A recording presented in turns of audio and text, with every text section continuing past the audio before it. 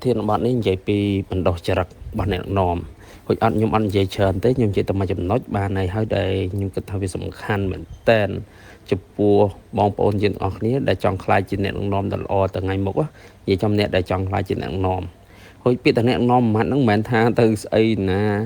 chồng anh tự đo bậc thiên này thuộc đây rồi cô ấy thế họ chồng anh tự về ngay còn là những đợt nòm trong sự thả bàn môi đợt nòm được nòng ăn gặp hiệp môi đợt nòm được nòng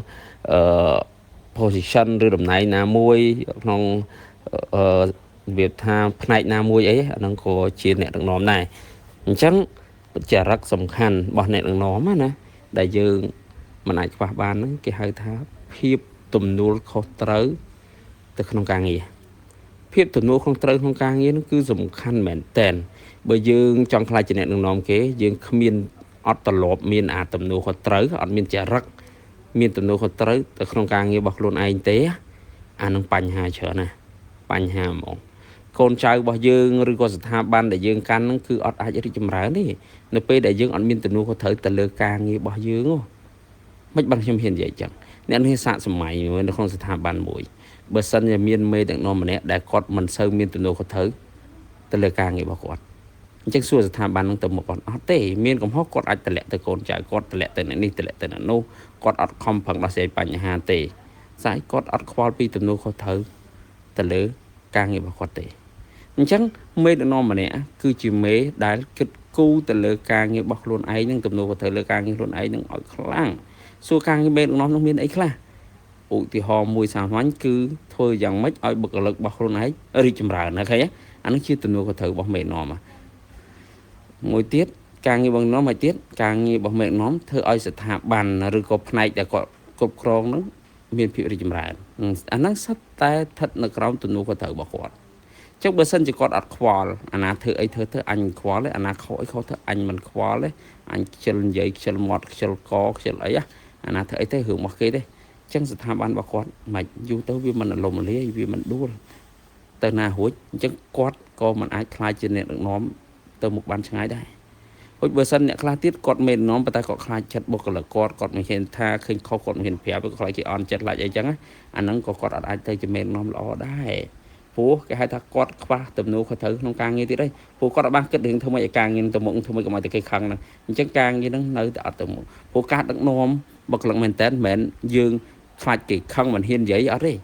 អត់សំខាន់គឺការងារនឹងសម្រេចបានអញ្ចឹងបើយើងខ្លាចគេខឹងយើងធ្វើម៉េចយើងត្រូវរៀនពីសិល្បៈក្នុងការនិយាយបន្ថែមដើម្បីឲ្យយើងនិយាយទៅគេជួយចិត្តស្ដាប់យើងហើយគេជួយចិត្តធ្វើតាមព្រោះយើងត្រូវដឹងណាកូនចៅរបស់យើងគេអត់បានខ្វល់ថាយើងថាឲ្យគេយើងកាចប៉ុណ្ណា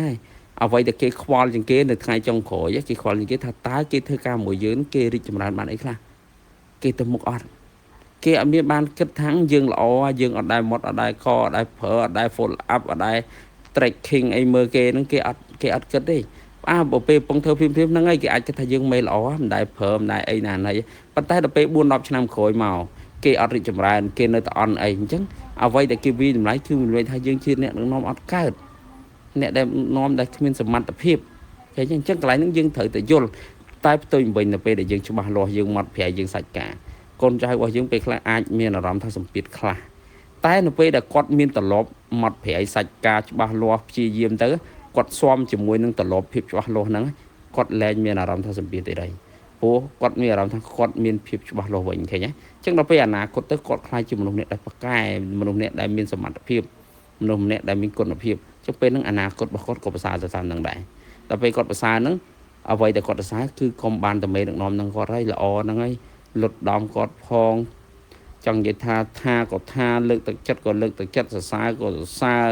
អប់រំកែប្រែឆ្កឹះឆ្កៀលគាត់ផងទ្រាំតែគាត់បានប៉ុណ្ណឹងអញ្ចឹងអាហ្នឹងហើយដែលគាត់នឹងឲ្យតម្លៃយើងនៅពេលក្រោយអញ្ចឹងសរុបមកវិញ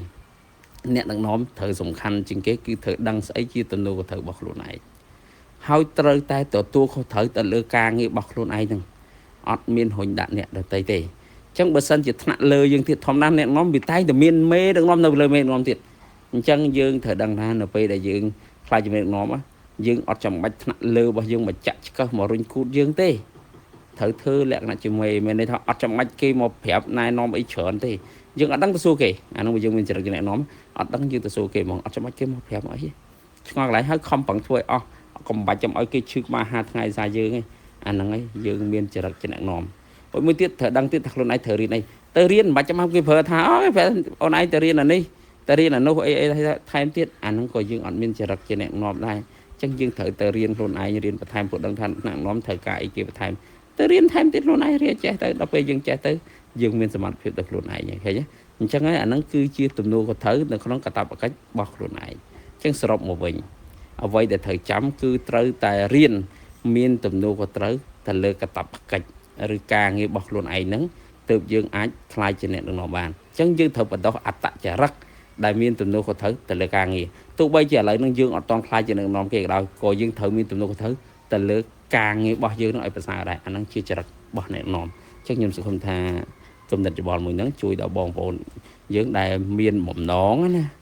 មានបំណងចង់ខ្លាយជាអ្នកដឹកនាំទៅថ្ងៃអនាគតហើយអត់ដឹងបៀលពីរបៀបម៉េចគឺអាចបៀលពីចំណុចហ្នឹងគឺទំនួលខុសត្រូវទៅលើការងារម្នាក់ឯងក៏ដោយចាប់ផ្ដើមមានគ្នាមាន assistant អ្នកក៏ទំនួលខុសត្រូវលើ assistant យើងដែរទំនួលខុសត្រូវលើការងាររបស់យើងមួយ assistant ចាប់ផ្ដើមមានកូនចៅ10នាក់ត្រូវទំនួលខុសត្រូវ20នាក់30នាក់40នាក់50នាក់គឺត្រូវតែមានទំនួលខុសត្រូវបន្តរហូតអាហ្នឹងឋានៈ position របស់យើងជាអ្នកនាំនឹងកាន់តែឡើងទៅរហូតហ្មង